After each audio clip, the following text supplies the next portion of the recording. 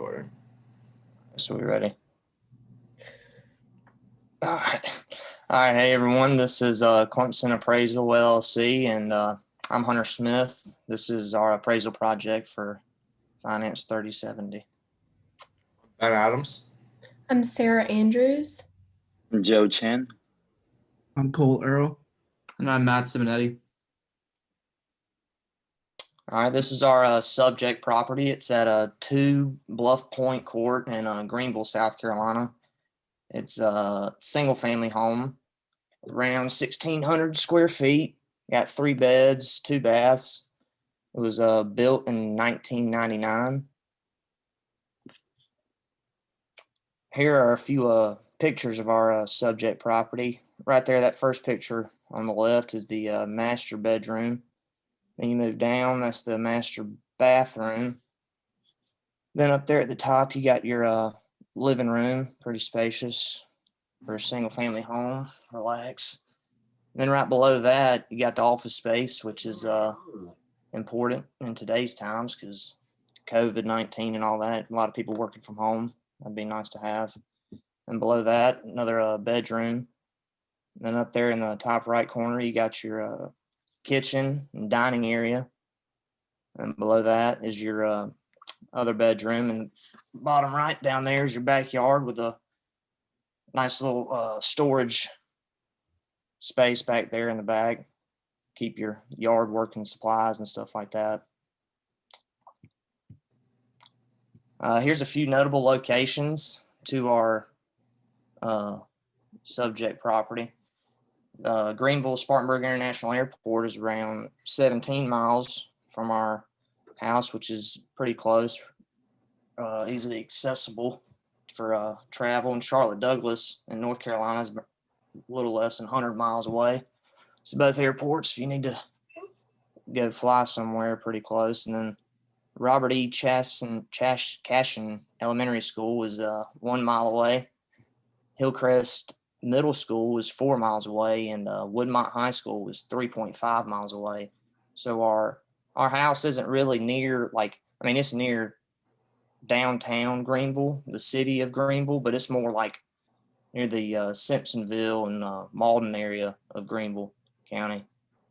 And Clemson University is around 40 miles away. A few sites to see near our house is the Bon Secours Wellness Arena. A lot of events go on there almost every night. There's always stuff there going on. It was 11 miles away. And then downtown Greenville is 10 miles away. You can go sightsee, go downtown to eat, hang out. And then Floor Field is 10 miles away. You can go watch a baseball game, let the kids have a good time. Our sales history here, the lot was sold in September of 1998 for $15,000 at $9 per square foot. And it was listed again in January of this year for $220,000. And it did not stay on the market long. It was sold again after we started this project in February for $220,000. So they got what they were asking for, which is good for them. And only one owner, so really good there. Market condition analysis on the Greenville area. It's a little over 500,000 people living there. It's been growing 16% in the last 10 years. Greenville County housing information, there's over 200,000 housing units as of 2019. 67.5 of those are owned by the owners, occupied by the owners. The median value of those properties is a little under 200,000. Here's the zoning map of Greenville County. The first approach we're going to look at is the cost approach. So to find the estimated replication cost, we got $262,000, and the way we got that is using this website, costtobuild.com. We put in all the specifications of the house, the the quality of the molding, the quality of the kitchen, number of bedrooms, number of bathrooms, the quality of those. And that gave us a total value of $262,000. We then depreciated that based off the 100-year useful life of the home. And since it had been in use for 20 years, we depreciated it accordingly. That got us the depreciated cost of the building. And then we added back the estimated value of the site. We got that by averaging local empty lots to give us a total value from the cost approach of $218,000.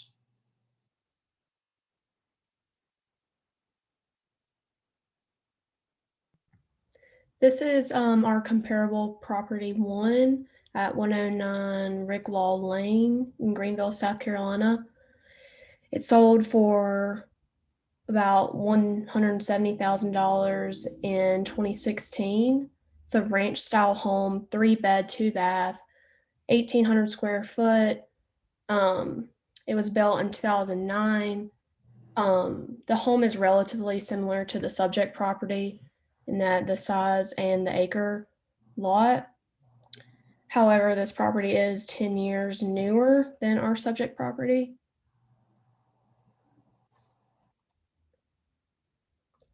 This is comparable property 2, 55 Art Maria Way in Simpsonville, South Carolina. It sold for $150,000 in 2016. It's a ranch style home, 3-bed, 2-bath, around 1,200 square foot, built in 2016. Compared to our subject property, it's 17 years newer, 0.03 acre lot bigger, and 432 square foot smaller.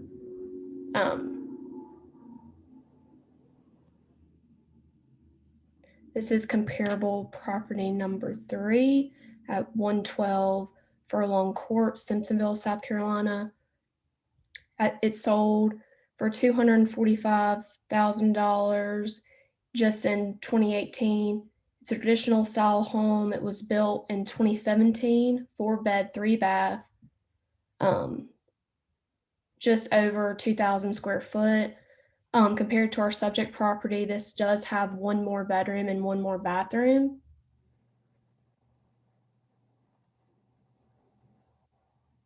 This is comparable property number 4, 9 Bermuda Court in Greenville, South Carolina. It sold for $295,000 just in February of this year. It's a traditional style home, 3-bed, 2-bath, just over 1,700 square foot.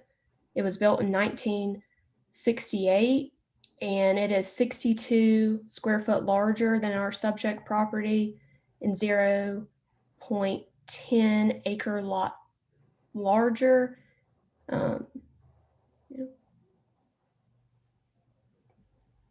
This is comparable property number 5.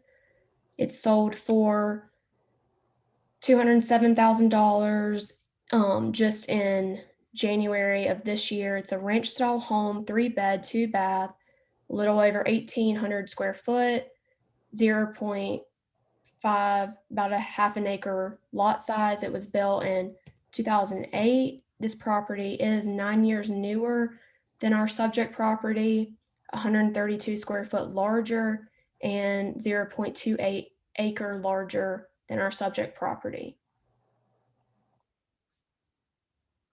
This is comparable property number 6. It sold for $235,000 in just February of this year. Traditional style home, 3-bed, 2-bath, just over 1,900 square foot.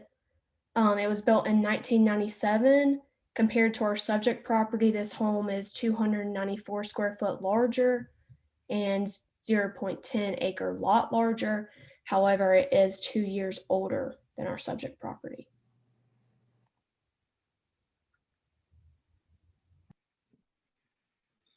Okay, so for the sales comparison method, you can see here, this table has all of the properties for our subject house along with the 6 comparables.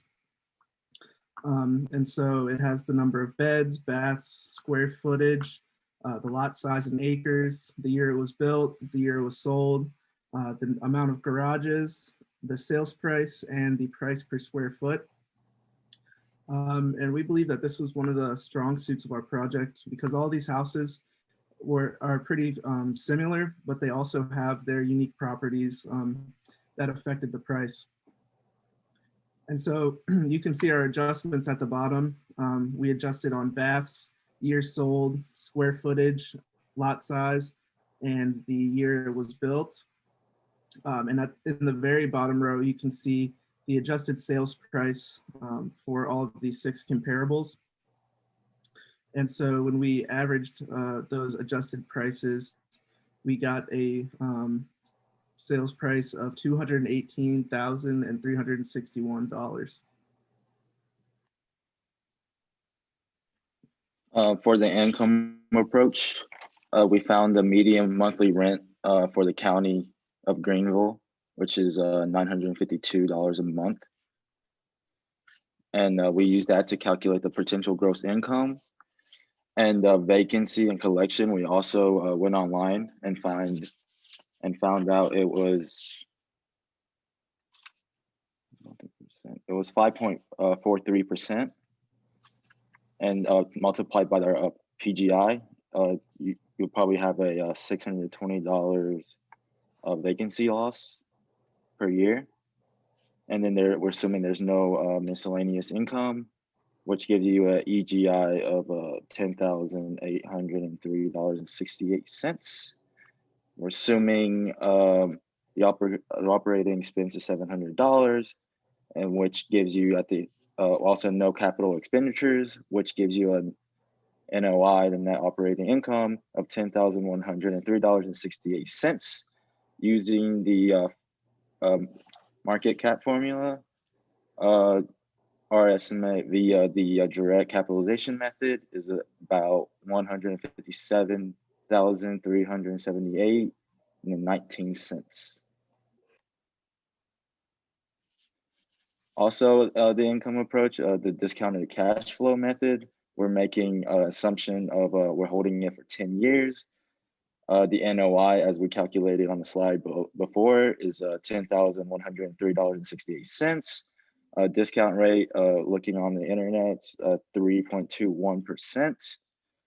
Plugging it into the present value formula for each year, and also at the year 10, we would sell the property for our house value that we calculated the slide above, which is $157,387.19.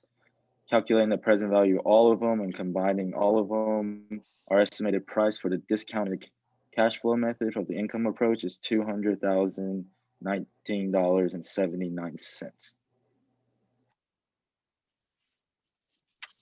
So at this point in our presentation, we've presented you with 3 different approaches for appraising a real estate property. The 3 approaches are listed here. Just to refresh you, we have the sales approach, the income approach, and the cost approach. We took a weighted average of these 3 approaches to come up with a final reconciliation value. The final reconciliation value that we came up with is $210,000 roughly. We did this by taking a weighted average of the 3 approaches.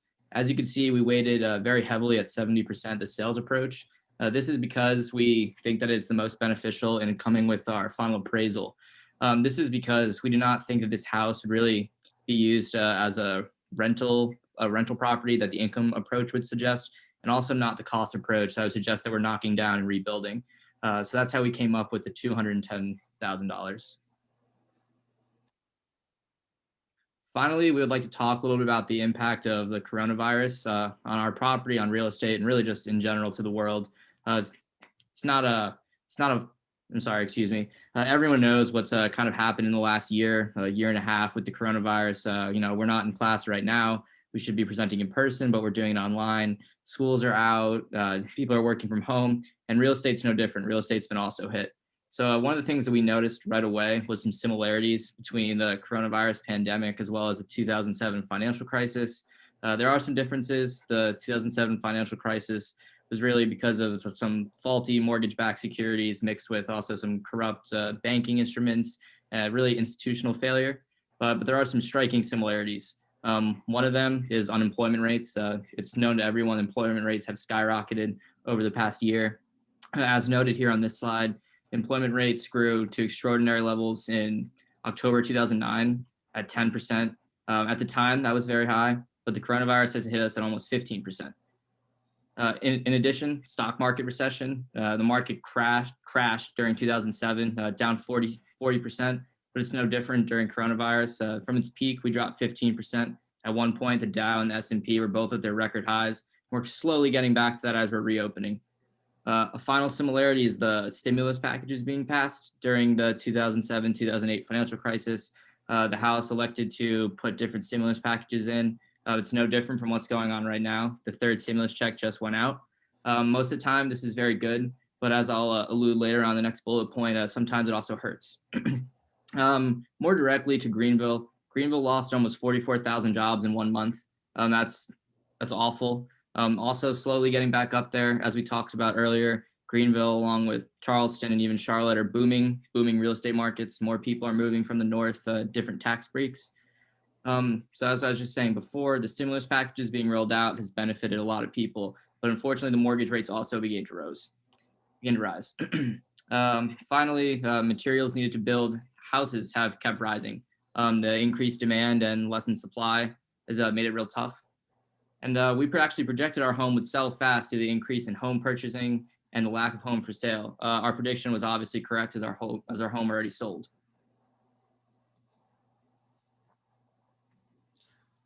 That's the end of our presentation. Thank you.